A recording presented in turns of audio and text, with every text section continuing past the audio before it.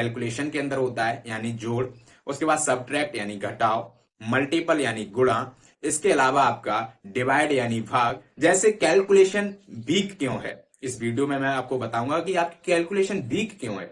इसके अलावा calculation hard होती है या फिर हम खुद हार्ड उसे बना देते हैं एग्जाम में। ठीक है, परचून की दुकान पर जहां पर आपको किराना का सामान मिलता है, अगर वहां पर जाते हैं और आपने चीनी पूछी कि भैया कितने रुपए किलो है, तो वो बताएगा कि 40 रुपए किलो है। ऐसा आपको ऐसे ही कैलकुलेट करके बता देते हैं। ठीक है, और गलती से अगर उसने बोल दिया कि चीनी का रेट 37 रुपए पर केजी है, तो शायद है कि आप दुकान से चीनी लाने के बाद घर तक हिसाब ही नहीं जोड़ पाओगे कि 300 ग्राम चीनी का कितना रुपए हमने पे किया। कैलकुलेशन हार्ड नहीं पेपर में बनानी है, आप तो सिंपल आपको आता नहीं है, आप डेसिमल में चेंज कर रहे हो तो कहां से कर पाओगे। बात समझ में आ रही? कहीं भी मान ली। नमस्कार दोस्तों, कैसे हैं आप सभी? आई होप आप सभी ठीक होंगे। आप लोगों की पढ़ाई बहुत ही अच्छी चल रही होगी। दोस्तों, आप लोगों की बहुत ज्यादा कमेंट आ रही थी कि भैया मॉक टेस्ट में मेरे मार्क्स नहीं बढ़ रहे हैं, कैसे हम मैथमेटिक्स को करें। मैथमेटिक्स में बहुत ज्यादा प्रॉब्लम होती है। तो अगर आपको मैथमेटिक्स में प्रॉब्लम हो रही है तो आज इस वीडियो को आप कंप्लीट देख लेना, क्योंकि अर्थमेटिक मैथ का जो प्रॉब्लम रहता है ना, सिर्फ कैलकुलेशन प्रॉब्लम क्रिएट करता है। तो अगर आपका कैलकुलेशन अच्छा होगा, अगर आप अपने कैलकुलेशन को इंप्रूव कर पाएंगे, तो फिर अर्थमेटिक मैथ में कुछ भी नहीं बचता है। ठीक है, अब बात आती है कि कैलकुलेशन के अंदर आता क्या क्या है। देखिए, ऐड आपका कैलकुलेशन के अंदर होता है यानी जोड़, उसके बाद सब्ट्रैक्ट यानी घटाव, मल्टीपल यानी गुणा, इसके अलावा आपका डिवाइड यानी भाग, टेबल जो आपके पहाड़े होते हैं ये आपके कैलकुलेशन के अंदर आते हैं। इसके अलावा स्क्वायर एंड क्यूब, इसके अलावा आपके डेसिमल यानी दशमलव, और फ्रैक्शन, फ्रैक्शन यानी भिन्न। इतनी चीजें आपकी कैलकुलेशन के अंदर आती हैं। ठीक है, अगर इन चीजों को आप इंप्रूव कर लेते हैं, इन चीजों को आप अच्छे से करना सीख जाते हैं, यानी जोड़ घटाना गुणा भाग, इसके अलावा टेबल, स्क्वायर, क्यूब, डेसिमल एवं फ्रैक्शन, इन चीजों की अच्छी समझ अगर आप रखते हैं तो आपके लिए अर्थमेटिक मैथ में कुछ भी नहीं बचता है। ठीक है, इन चीजों को अगर आप जल्दी सॉल्व कर पाते हैं तो कैलकुलेशन आपकी बहुत मजबूत हो जाएगी। अब आज की इस वीडियो में मैं आपको 3 पॉइंट बताऊंगा। ये तीनों पॉइंट अगर आप कर लेते हो और अपनी कैलकुलेशन पर अगर आप इतनी मेहनत कर लेते हो तो बहुत अच्छा मैथ आप कर पाएंगे, यानी बहुत इंप्रूवमेंट आपको अपनी कैलकुलेशन में दिखेगा। ठीक है, आपके कुछ क्वेश्चंस हैं, मैं उनका पहले जवाब दे देता हूं। जैसे कैलकुलेशन वीक क्यों है, इस वीडियो में मैं आपको बताऊंगा कि आपकी कैलकुलेशन वीक क्यों है। इसके अलावा कैलकुलेशन हार्ड होती है या फिर हम खुद हार्ड उसे बना देते हैं एग्जाम में। तीसरा पॉइंट है आपका कि कैलकुलेशन को अच्छा कैसे करें। ठीक है, इन सारी बातों पर हम डिस्कस करेंगे, तो वीडियो को बिना स्किप किए आप लोग एंड तक देखना, और जितनी भी मैं बातें आपको बताने वाला हूं सारी की सारी नोट डाउन कर लेना। और आने वाले दिनों में अगर आप अपना मैथ अच्छा करना चाहते हो तो इन चीजों को आप फॉलो करना, आपकी कैलकुलेशन 100% इंप्रूव हो जाएगी। दोस्तों, कैलकुलेशन का जितना भी पार्ट रहता है, चाहे आपका जोड़ हो, चाहे घटाव हो, चाहे मल्टीपल हो, चाहे डिवाइड हो, चाहे टेबल हो, चाहे स्क्वायर हो, क्यूब हो, डेसिमल हो, फ्रैक्शन हो, ये सारी की सारी चीजें आपको क्लास 1 to 5 यानी क्लास 1 से लेकर 5 तक सिखाई जाती हैं। और आपको इन्हीं क्लासेस में बताया जाता है कि फ्रैक्शन क्या होता है, डेसिमल क्या होते हैं। ठीक है, जोड़ घटाव अब कक्षा 1 में सिखाया जाता है कि जोड़ हमेशा हमें पीछे से करना होता है, लेकिन अगर आज भी आप पीछे से ही जोड़ करते हैं तो बिल्कुल गलत है। ठीक है, यानी आपका कैलकुलेशन मेथड अब काम आने वाला नहीं है जो आप पहले जूनियर क्लासेस में करते थे। ठीक है, तो अब कैलकुलेशन को आपको इंप्रूव करना पड़ेगा। तभी अगर आज के दौर में आपको सिलेक्शन लेना है तो कैलकुलेशन का आप अच्छा होना बहुत ही महत्वपूर्ण है, यदि मैथमेटिक्स में आप अच्छा स्कोर करना चाहते हैं। ठीक है, तो सबसे पहली बात है कि कैलकुलेशन आपकी वीक क्यों है, इसका रीजन क्या है। रीजन ये है कि आप कभी भी माइंडली कैलकुलेशन नहीं करते। आपको आदत पड़ चुकी है कि अगर आपको 2 और 2 जोड़ने हैं तो वो भी पेन उठा के ही जोड़ोगे, कभी भी आप माइंडली कैलकुलेशन नहीं करते हो। ठीक है, पेन का बहुत ज्यादा उपयोग करना भी एक कैलकुलेशन पर बहुत बड़ा इफेक्ट डालता है, जिससे आपकी कैलकुलेशन वीक हो जाती है, माइंडली कैलकुलेशन आप कर ही नहीं पाते हैं। फॉर एग्जाम्पल मैं लेता हूं कि यदि आप परचून की दुकान पर, ठीक है, परचून की दुकान पर जहां पर आपको किराना का सामान मिलता है, अगर वहां पर जाते हैं और आपने चीनी पूछी कि भैया कितने रुपए किलो है, तो वो बताएगा कि 40 रुपए किलो है। ठीक है, और आपको चीनी लेनी थी 300 ग्राम, तो आपने उससे बोला कि 300 ग्राम चीनी दे दो। अब जो एक अनपढ़ व्यक्ति आपके सामने बैठा है दुकानदार, वो तुरंत बता देगा कि आपके 300 ग्राम चीनी की 12 रुपए हो गई, और आप वहां पर उंगलियां चटकाओगे कि हमारे कितने रुपए हो गए 300 ग्राम चीनी की।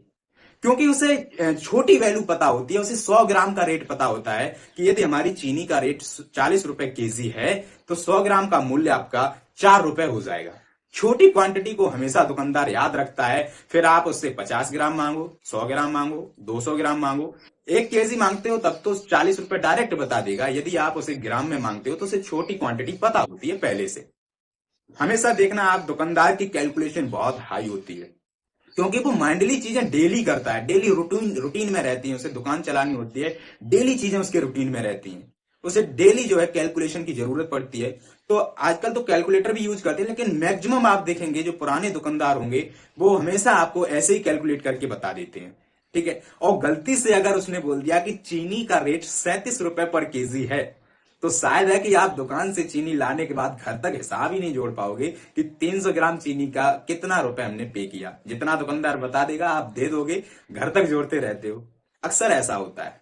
क्यों? क्योंकि हमारी कैलकुलेशन आज के दौर में इतनी अच्छी नहीं है। जो आने वाली जनरेशन है उसकी कैलकुलेशन और ज्यादा वीक होने वाली है, क्योंकि माइंडली कैलकुलेशन कोई करना नहीं चाहता है। जब भी थोड़ी बहुत गुणा की भी जरूरत पड़ी ना, तो आप लोग कैलकुलेटर को बहुत ज्यादा यूज करते, तुरंत मोबाइल में निकाला जोड़ दिया।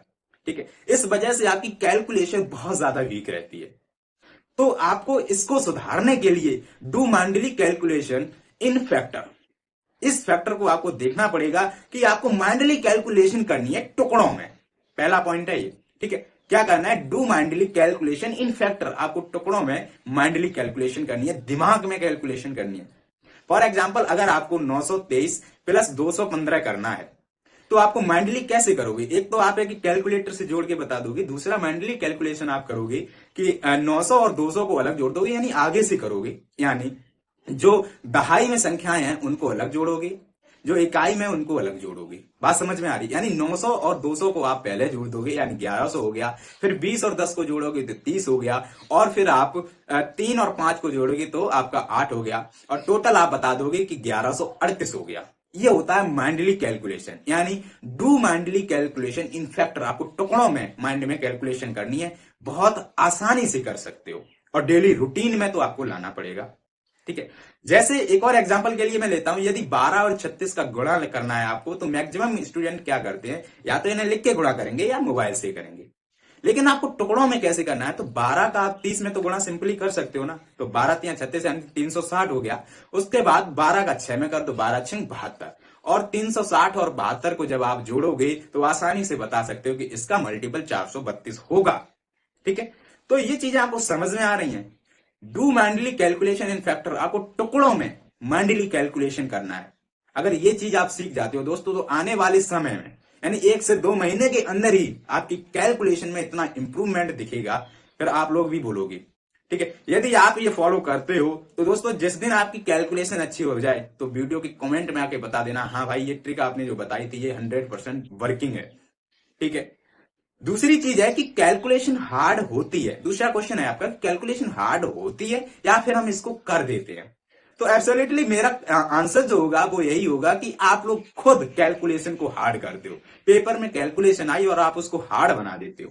कैसे? जैसे कि अगर फ्रैक्शन कहीं पे आ गई, भिन्न कहीं पे आ गई, आपकी आदत बनी पड़ी है, वैसे तो आपको कैलकुलेशन नहीं आती है, लेकिन अगर कहीं फ्रैक्शन आ गई तब आपको कैलकुलेशन बहुत आती है, आप तुरंत उसको दशमलव में बदल देते हैं, और वहीं से सवाल हो जाता है हार्ड, क्योंकि हमें सिंपल तो करना आता नहीं है, और हम अगर दशमलव में डेसिमल में सॉल्व करेंगे तो कैसे कर पाएंगे? फिर आप फंस जाते हैं। और अगर आपको अंक गणित में यानी मैथमेटिक्स में, अर्थमेटिक मैथ में अगर नंबर लाने हैं तो कैलकुलेशन का अच्छा होना बहुत ही महत्वपूर्ण है। ठीक है, तो जैसे मान लीजिए कि यदि आपको 1/2 कहीं दिखा तो आप उसको तुरंत 0.5 लिख देते हो। ये सबसे बड़ी गलती स्टूडेंट्स के अंदर होती है। आप उसको फ्रैक्शन में ही रहने दो। अगर दशमलव में फाइनल आंसर मांग रहा है तब उसको दशमलव में डेसिमल में चेंज करना है, नहीं तो आपको कहीं भी दशमलव को, ठीक है, मतलब फ्रैक्शन को डेसिमल में चेंज नहीं करना है जब तक आपके सवाल में फाइनल आंसर दशमलव में ना आए। बात समझ में आ रही? दूसरी गलती है कि जहां भी आपको क्या होता है कि कहीं भी दिखता है वो तो आप कर ही लेते हो। इसके अलावा आप एक इसमें पॉइंट लेकर चल सकते हो कि जहां भी आपको दशमलव दिखेगा आप दशमलव को तुरंत किस में बदलेंगे? फ्रैक्शन में, क्योंकि हमें हार्ड कैलकुलेशन से बचना है। ठीक है, अब जैसे कहीं पर हमें 0.5 दिखा तो हम तुरंत उसको 0.5 की जगह हम 1/2 लिख सकते हैं या 5/10 लिख सकते हैं।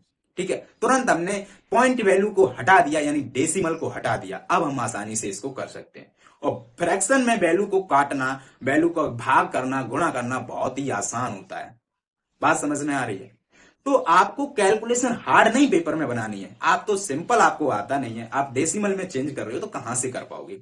बात समझ में आ रही? कहीं भी मान लीजिए कि 200 में आपको भाग देना है, ठीक है, और 200 में भाग किससे देना है? तो 50 इंटू 4 से भाग देना है। मान लीजिए 200 में आपको भाग 50 इंटू 4 से देना है, तो आप क्या करते हो कि 200 भाग 50 इंटू 4 नहीं लिखते, क्योंकि आपकी आदत बनी हुई है पहले 50 का 4 में गुणा कर दोगे, 200/200 लिखोगे, तब आप करोगे। लेकिन वही आप सिंपल लिख दो कि 50 इंटू 4, 4 से एक बार काट दो, 50 से काट दो।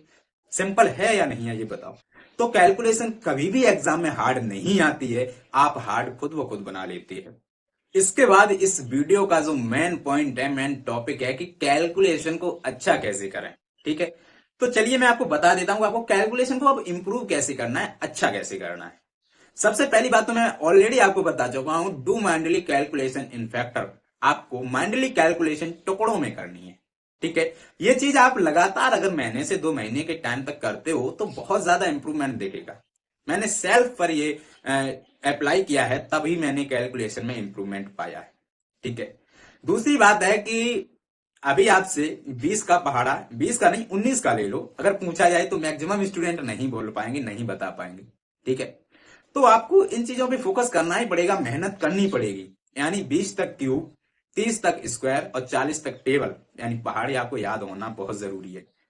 ठीक है, अब ये मत बोलना कि बच्चों वाली बात बता रहे हो, लेकिन इसके बिना आपकी कैलकुलेशन अधूरी है। कई वीडियोस में बता चुका हूं, ये चीज तो आपको करनी ही पड़ेगी। ठीक है, चाहे आप अभी कर लो, चाहे आप फेल होने के बाद कर लो। ठीक है, अगली आपको जो करना है वो करना है नॉलेज ऑफ यूनिट डिजिट।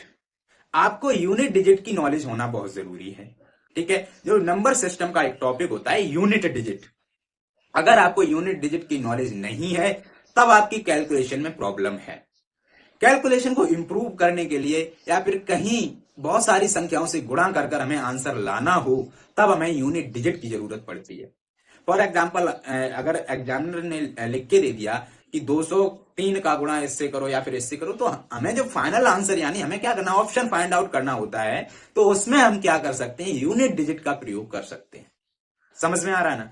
तो कैलकुलेशन को बहुत अच्छा करने में जो मदद करता है वो होता है आपका यूनिट डिजिट, इकाई नंबर। बात समझ में आ रही? तो ये चीज आप क्लियर कर लो, टॉपिक क्लियर कर लो, यूनिट डिजिट का बहुत महत्वपूर्ण है आपकी कैलकुलेशन के लिए। अगला इंपॉर्टेंट है नॉलेज ऑफ बोडमास रूल।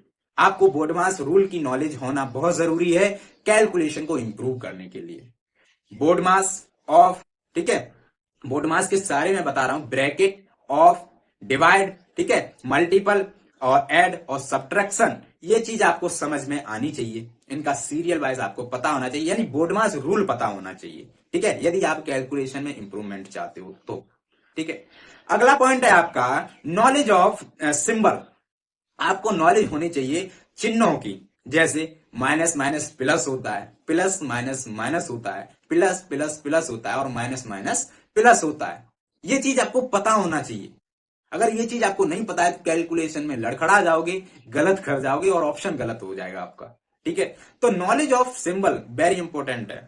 ठीक है, अगली अब लास्ट जो आपको काम करना है वो है आपका do daily practice your calculation. ठीक है, do daily practice your calculation 1 to ½ hour, यानी 1 से आधे घंटे। ठीक है, या फिर आधे घंटे से 1 घंटे तक आपको डेली अपनी कैलकुलेशन पर वर्क करना ही पड़ेगा, अगर कैलकुलेशन में इंप्रूवमेंट चाहते हो तो। जितने भी काम हमने बताए हैं आपको, ठीक है, एक बार मैं फिर से रिकैप करता हूं। मैंने आपको पहले बताया डू माइंडली कैलकुलेशन इन फैक्टर, यानी पेन का उपयोग कम करो, कैलकुलेटर का उपयोग कम करो, माइंडली कैलकुलेशन करना सीखो। ठीक है, दूसरा मैंने बताया 20 तक क्यूब, ठीक है, 40 तक पहाड़े और 30 तक स्क्वायर आपको पता होना जरूरी है कैलकुलेशन के लिए। नॉलेज ऑफ यूनिट डिजिट, आपको यूनिट डिजिट की नॉलेज होना बहुत जरूरी है। इसके अलावा नॉलेज ऑफ बोडमास रूल, यानी बोडमास रूल आपको पता होना बहुत जरूरी है। अगला है नॉलेज ऑफ सिंबल, आपको माइनस माइनस जो प्लस होता है, प्लस माइनस माइनस होता है, प्लस प्लस प्लस होता है, इस तरीके से आपको नॉलेज होनी चाहिए सिंबल्स की। इसके अलावा अगर बहुत ज्यादा प्रैक्टिस करना चाहते हो कैलकुलेशन पर तो कक्षा 1 से लेकर कक्षा 5 तक का गणित आप सॉल्व कर सकते हैं कैलकुलेशन में बहुत ज्यादा इंप्रूवमेंट करने के लिए, क्योंकि उसमें यही सब बेसिक चीजें बताई जाती हैं कि जोड़ना कैसे होता है, घटाना कैसे होता है, डिवाइड कैसे करना होता है, आपकी फ्रैक्शन वैल्यू क्या होती है, आपकी डेसिमल वैल्यू क्या होती है। ठीक है, ये चीजें आपको देखना बहुत जरूरी है दोस्त। एक और अंक गणित का जो नींव है, अंक गणित की जो नींव है वो है परसेंटेज। ठीक है, परसेंट को आपको फ्रैक्शन में चेंज करना आना चाहिए। अगर मेरे पास इक्विपमेंट नहीं है, अगर होता तो मैं आपको बहुत अच्छे से समझा पाता। ठीक है, कि आप परसेंटेज को फ्रैक्शन वैल्यू में चेंज करेंगे और फ्रैक्शन से आपको रेशियो में चेंज करना है। ये मेथड अगर आप सीख जाते हैं तो कभी भी आपको अर्थमेटिक में प्रॉब्लम हो ही नहीं सकती। आई होप वीडियो आपको ये पसंद आया होगा, बहुत ही हेल्पफुल रहने वाला ये वीडियो। जितनी भी बातें बताई हैं फॉलो करते हो तो 100% कैलकुलेशन में आप इंप्रूवमेंट देखने को आपको मिलेगा। ठीक है, वीडियो अच्छी लगी वीडियो को एक लाइक कर दें, चैनल को अभी तक सब्सक्राइब नहीं किया तो प्लीज चैनल को सब्सक्राइब करें और बेल आइकन को प्रेस करें। मिलता हूं नेक्स्ट वीडियो में, तब तक के लिए जय हिंद।